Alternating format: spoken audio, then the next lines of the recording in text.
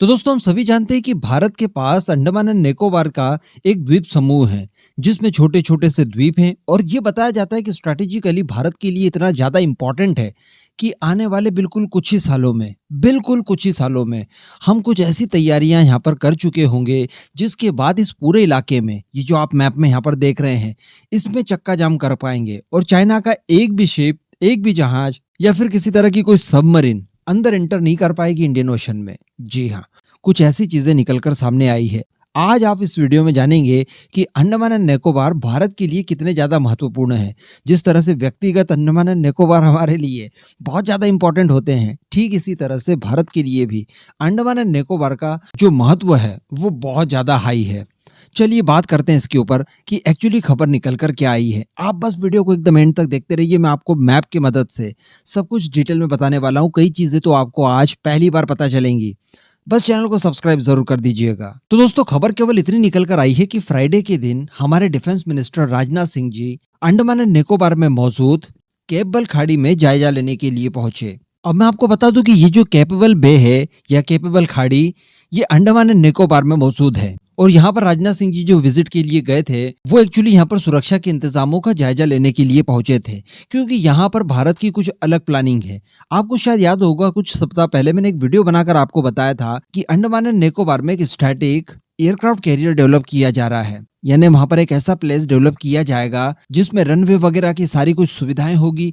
कोई भी fighter jet हमारा वहां से उड़ान भर सकता है, लैंड कर सकता है और ये एक तरह का बिना चलने वाला, एक ही जगह खड़ा रहने वाला स्टैटिक एयरक्राफ्ट कैरियर के तौर पर हमें बहुत ज्यादा सहयोग करने वाला है।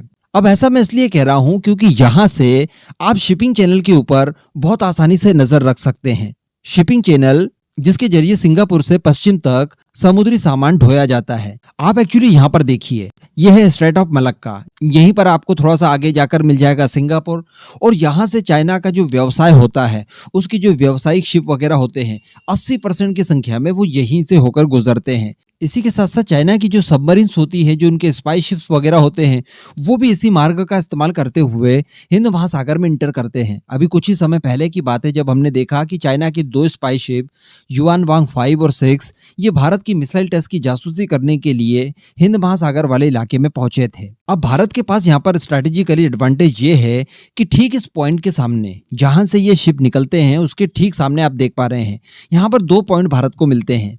एक तो ये केपबेल बे है, इसके अलावा थोड़ा सा आप और आगे जाएंगे, ये यहाँ पर मैप में देखिए तो इसे कहा जाता है इंदिरा पॉइंट। तो अब आप थोड़ा सा सोचिए कि हम लोग इन पॉइंट से इस डायरेक्शन में इस पूरे रूट के ऊपर अगर निगरानी करना चाहें तो कितना ज्यादा आसान हो सकता है। दुश्मन अगर एंटर कर रहा है तो उसे आप ठीक सामने से देख सकते हैं। ये यहाँ का एडवांटेज है। अब मैं आपको बता दूं कि यहाँ पर एक एयरफील्ड मौजूद है, ये जो केपबेल बे है यहाँ पर, और सबसे बड़ी बात है कि यहाँ पर भारत का थिएटर कमांड मौजूद रहता है, यानी भारत की थल सेना की टुकड़ी, वायुसेना और नौसेना, ये तीनों आपस में गठजोड़ करके यहाँ पर सदैव तैनात रहते हैं और भारत की सुरक्षा करते हैं। हालांकि अभी तक इसे ऑफिशियली थिएटर कमांड नहीं कहा जाता, लेकिन तीनों ही फोर्सेस यहाँ पर काम अपना कर रही है एक साथ मिलकर। अब बताया जा रहा है कि जल्द ही यहाँ पर थिएटर कमांड की ऑफिशियली गठन करके उनकी डिप्लॉयमेंट कर दी जाएगी। उसके बाद क्या होगा, इसके फायदे वो आप जान लीजिए।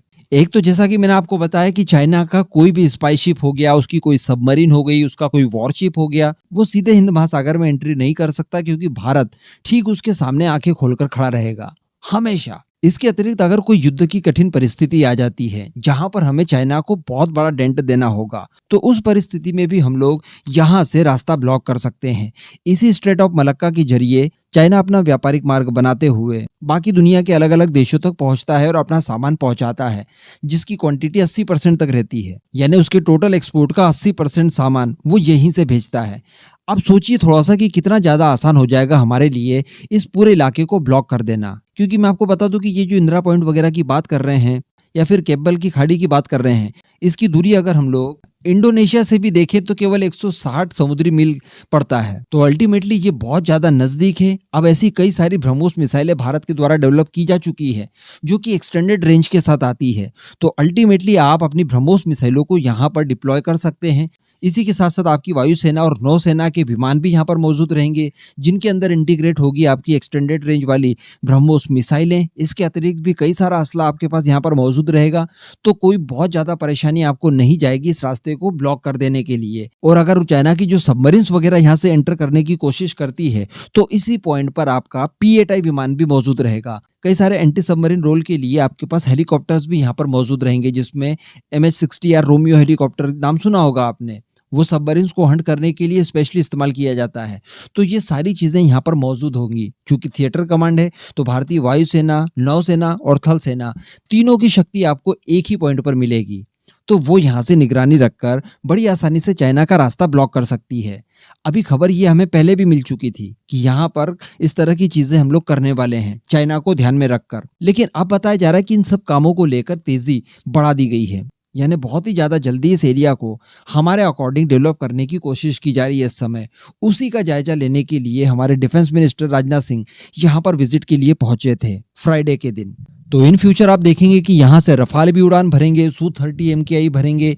आने वाले समय में हमारे तेजस मार्क 2, MCAR, TED-BF, ये सारी चीज़ों की डिप्लॉयमेंट आपको यहाँ पर देखने के लिए मिलेगी। इसके अतिरिक्त कई सारी हमारी मिसाइलें होंगी, जैसे अग्नि प्राइम का हम लोग एंटी शिप वेरिएंट बना रहे हैं, वो हम लोग इन फ्यूचर हमारी निर्भया मिसाइल का भी एंटी शिप वेरिएंट बनाने जा रहे हैं, वो आपको मिलेगी। ब्रह्मोस मिलेगी आपको, भारत द्वारा तैयार किए गए कई सारे अलग अलग एयर डिफेंस सिस्टम्स यहाँ पर मिलेंगे।